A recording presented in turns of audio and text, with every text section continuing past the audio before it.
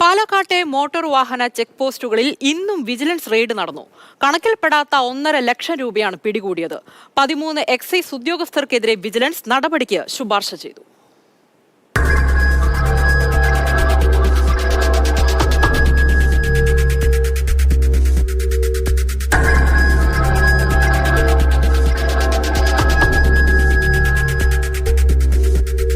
ഒരു ദിവസത്തെ ഇടവേളയ്ക്ക് ശേഷം വീണ്ടും പാലക്കാട്ടെ മോട്ടോർ വാഹന ചെക്ക് പോസ്റ്റുകളിൽ വിജിലൻസ് വിഭാഗം നടത്തിയ മിന്നൽ പരിശോധനയിൽ 1.5 ലക്ഷത്തോളം രൂപ പിടികൂടി. വാളയാർ, ഗോവിന്ദാപുരം, ഗോപാലപുരം, നടുപ്പുണി ചെക്ക് പോസ്റ്റുകളിലാണ് വിജിലൻസ് പരിശോധന നടത്തിയത്. കണക്കിൽപ്പെടാത്ത പണം കണ്ടെത്തിയതിന്റെ അടിസ്ഥാനത്തിൽ 13 പേർക്കെതിരെ കൂടി നടപടിക്ക് വിജിലൻസ് ശുപാർശ ചെയ്തു.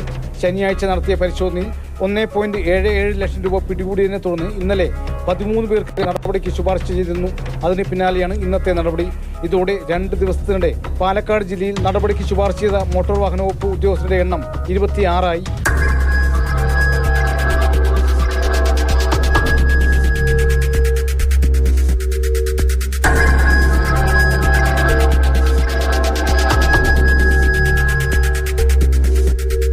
മാതൃഭൂമി ന്യൂസ്, പാലക്കാട്.